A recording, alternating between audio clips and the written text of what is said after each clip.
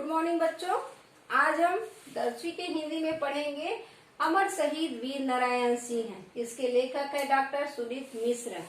हम पहले वीर नारायण सिंह के बारे में जान चुके हैं। वीर नारायण सिंह योद्धा थे, वीर थे और स्वतंत्रता सेनानी थे। प्रथम स्वतंत्रता सेनानी जिसको कहे जा सकते हैं, एक बिजवार जाति के आदिवासी वीर योद्धा, जिसका नाम लेते ही हमारे जो तन मन में जोश आ जाता है, क्योंकि ऐसे वीर जो अपने जनता के लिए जीते थे, उनकी समस्या के लिए जीते थे, उनकी समस्या को हल करते थे और उन्हीं के समान अपना जीवन जीते थे।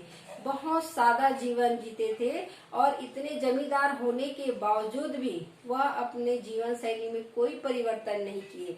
लोगों की समस्या को सुनते थे, निराकरण करने का प्रयास करते थे और उनकी समस्याओं को जल्द ही दूर करते थे। अंग्रेज उसकी लोकप्रियता से वो चिढ़ते थे, बैर करते थे और उसको सबक सिखाने के हरदम प्रयास में रहते थे। स्मिथ उससे बहुत चिढ़े हुए थे और उनके इस लोकप्रियता को देखते हुए उनके पीछे पड़े हुए थे, कैसे उनको फंसाए, कैसे छोटी सी गलती में भी उसको जेल में डाल दिए और सजा दे दिए। जैसे ही वहां से वो निकले, उसको पकड़ने के लिए बहुत बड़ी फौज इकट्ठा कर लिए और उसको पकड़ने की दृढ़ संकल्प से वो निकले हैं। और जो हमारे उन्हीं के आस पड़ोस के जो जमींदार है, हमारे ही भाई बंधु अंग्रेजों के साथ दिए, जो उनके चाचा थे, वीर नारायण सिंह के चाचा देवरी के जमींदार, उनकी मदद के बगैर वो वहां नहीं जा सकते थे, क्योंकि रास्ता किसी को नहीं पता था। जंगली रास्ते पे जाना हर किसी के बस की बात नहीं है, तो जंगल के रास्ते तय करते हुए वहां तक पहुंच पाना और ये अंग्रेजों की बस की बात भी नहीं थी। तो देवरी के जमींदार जो उसके काका थे, उनकी जाति दुश्मनी थी और उस जाति दुश्मनी को निकालने के लिए अंग्रेजों के साथ मिल गए और उन्हीं के साथ में वह अपने सैन्य बल के साथ आए और उनके रास्ते दिखाते दिखाते उनके साथ में आए और उन पर हमला बोल दिया। बहुत वीरता के साथ उन्होंने लड़े हैं, बहुत, क्योंकि वो उनके सैन्य बल के सामने उनका सैन्य बल कुछ नहीं था। किसान भी उनके साथ दिए, किसान भी अपने पूर्ण मनोबल के साथ उनके साथ में आए और सब जो युद्ध कला नहीं सीखे थे फिर भी उनके साथ में थे और जितना हो सके गोला बारूद जितना उनके हैसियत में था उतना ही इकट्ठा करके रखे थे और पूर्ण ताकत के साथ अंग्रेजों के साथ लड़े। और फिर वो लगा उनके कि हम इनके मुकाबला नहीं कर सकते थे, तो समय देखकर हम और इस पर हम हमला कर सकते हैं, ऐसा सोच के गांव से बाहर पहाड़ी पर चले गए और पहाड़ी पर जाते ही वहां से भी हमला करना चालू कर दिए। अब इस पर स्मिथ जो है चिढ़ जाते हैं और चिढ़ने के बाद गांव में आने के बाद वह पूरे गांव में आग लगा देते हैं। जैसे ही लगता है कि गांव में आग लग गए, वहां से पूरे जो गांववासी हैं, गांव में रहने वाले अपने घर को जलते हुए देखते हैं तो वो बहुत दुखी हो जाते हैं और मारे क्रोध के वहां से फिर से हमला करते हैं, गोला बारूद से हमला करते हैं और फिर वो पीछे चले जाते हैं।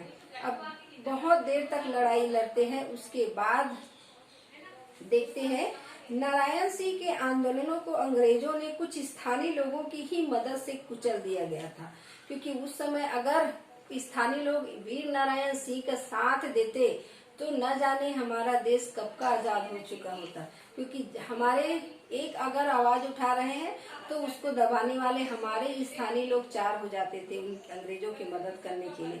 उस समय एकजुट अगर हो जाते तो हमारा देश कब का आजाद हो चुका था। तो उन्हीं के मदद से उनकी आवाज को दबा दिया गया, कुचल दिया गया। स्मिथ ने नारायण सिंह के साथ कोई शर्त नहीं रखी, बस सोना खान के जमींदार के साथ 30 दिसंबर को रायपुर की ओर वापस चल दिया तथा 5 दिसंबर को रायपुर पहुंचा। 3 दिसंबर को निकला वहां से और 5 दिसंबर को रायपुर पहुंच गया। उसके सामने कोई शर्त नहीं रखे कि किस लिए ले जा रहे हैं, क्यों ले जा रहे हैं, ले जाने के बाद क्या करेंगे, जमींदारी क्या होगा, कोई शर्त नहीं रखे थे, क्योंकि वो जमींदार थे, उसको जमींदार को किसी भी कारण से कहीं से भी उठाकर नहीं ले जा सकते हैं। नारायण सिंह को उसके रायपुर के डिप्टी कमिश्नर इलियट को सौंप दिया एवं स्मिथ ने संबलपुर एक पत्र लिखकर निवेदन किया कि गोविंद सिंह को रायपुर भेजे, क्योंकि उस समय वह उस जिले में था। और क्योंकि जमींदारी खाली हो गया, उसको पकड़ कर ले गए हैं, तो वो जमींदारी जो है खाली हो गया। तो संबलपुर पत्र लिखकर गोविंद सिंह को रायपुर भेजने के लिए चिट्ठी लिखे, बुलाने के लिए चिट्ठी लिखे। उसने व्यक्ति भेजकर वह निर्देश दिया कि व्यवस्था हेतु जमींदारी में नई नियुक्ति की जाए। व्यक्ति भेजकर कहा कि इस जो व्यवस्था को बनाए रखने के लिए नई जमींदार की नियुक्ति की जाए तथा नारायण सिंह द्वारा बनाई गई सेना को रद्द कर दिया गया। जो नारायण सिंह ने जो व्यवस्था बनाई थी, जैसी सेना तैयार किए थे, वो अपने हिसाब से किए थे, उनको सबको रद्द कर दिया। डिप्टी कमिश्नर इलियट लिखता है, मेरे कोर्ट के समक्ष जमींदार को पेश किया गया और उस पर 1857 के अधिनियम के सेक्शन 6 एक्ट 14 के अंतर्गत अभियोग लगाया गया। अभियोग में क्या लगाते हैं? 1857 की धारा 1 और अधिनियम 11 के तहत मैंने उसे फांसी की सजा सुना दी। 9 दिसंबर 1857 को इलियट ने रायपुर स्थित तीसरा भारतीय पैदल सेना के कमांडर को सूचित किया, उसे उस उषा काल में फांसी पर लटकाया जाएगा। प्रातः निवेदन है, आप इस कार्यवाही को देखने और जरूरत पड़ी तो व्यवस्था बनाए रखने के लिए आपकी कमान में जो रेजिमेंट है उसकी जेल के निकट परेड कराएं। अनुच्छेद शंभू दयाल गुरु। 10 दिसंबर 1857 को सुबह सजा तामील कर दी गई और छत्तीसगढ़ के प्रणेता प्रतीक शहीद नारायण सिंह अमर हो गए। 10 दिसंबर 1857 को सुबह उसको फांसी दी गई। अब ये जो वीर नारायण सिंह हैं, अपने कर्मों पर जैसे ही अडिग रहते थे वैसे ही रहे, कोई उनके चेहरे में सिकन नहीं आया और वो शहीद हो गए, अमर हो गए। क्योंकि वीर नारायण सिंह देश के लड़े, स्वतंत्रता के लिए लड़े, अंग्रेजों के खिलाफ लड़े, कोई अत्याचार सहन नहीं किए। वो जैसे दिलेरी के साथ अपनी जमींदारी को निभाए, वैसी दिलेरी के साथ मौत को भी गले लगा दिया। वीर नारायण सिंह को फांसी देने के कुकृत्य से जनता में आतंक के स्थान पर आक्रोश व्याप्त हुए। जनता जो है सजग थी, जागरूक हो गए और अपने नेता को सजा देते देखकर आक्रोश में आ गए, क्योंकि वो एक ऐसे नेता थे जो जनता के बारे में सोचते थे, उनकी समस्या को सुनते थे, लोकप्रिय नेता थे। उनकी इस प्रकार से फांसी को देखकर जनता में आक्रोश आ गया। रायपुर की जनता एवं सैनिकों के समक्ष दी गई फांसी की घटना ने अल्पकाल हेतु ब्रिटिश आतंक का भय प्रदर्शित किया। कुछ समय के लिए उनमें भय था कि सबके सामने कैसे वीर नारायण सिंह को फांसी दे दिया। कुछ समय के लिए लोगों में आतंक था, बाकी लोगों में आक्रोश था। किंतु कालांतर में यह प्रेरणा के रूप में 18 जनवरी 1858 के विद्रोह के अवसर पर दृष्टिगत हुई, जिसका नेतृत्व वीर हनुमान सिंह राजपूत ने किया था। उसका आतंक जो है, अंग्रेजों का आतंक जो है, कुछ समय के लिए लोगों के मन में था। फिर उसके बाद उन्हीं के राह पर चलने के लिए आक्रोश भर गया लोगों में कि हम भी लड़ सकते हैं, अपने आजादी के लिए लड़ सकते हैं। और विद्रोह आरंभ हुआ और इसके नेता बने हनुमान सिंह राजपूत। उनके नेतृत्व में आजादी की लड़ाई के लिए विद्रोह छिड़ गया। विद्रोह के बाद 17 लोगों को गिरफ्तार कर अंग्रेजों ने 22 जनवरी 1858 को सार्वजनिक फांसी दी गई, जिसमें सभी जाति एवं धर्म के लोग थे। 17 लोगों को एक साथ सार्वजनिक रूप से फांसी दी गई, जिसमें सभी धर्म और जाति के लोग थे। शहीद नारायण सिंह का बलिदान व्यर्थ नहीं गया। आजादी की लड़ाई में वे छत्तीसगढ़ के प्रेरणा स्रोत रहे।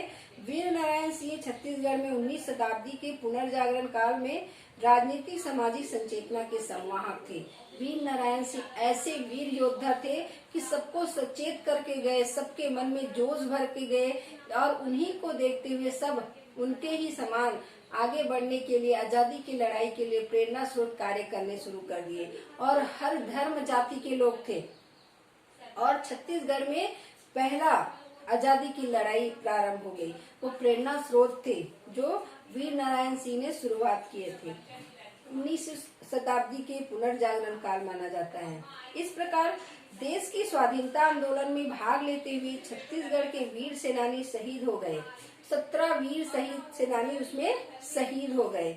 उसके वीर नारायण सिंह पहले शहीद हुए, उसके बाद सार्वजनिक रूप से 17 लोगों को उसमें फांसी दे दी गई।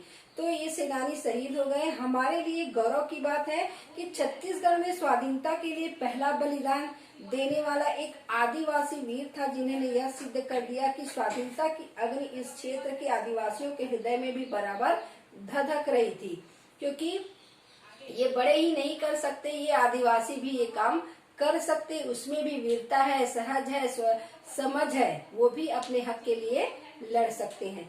जेल के कैदियों एवं जनता ने भी 10 दिसंबर 1857 को मातम मनाया तथा वीर साथी को श्रद्धांजलि अर्पित की थी।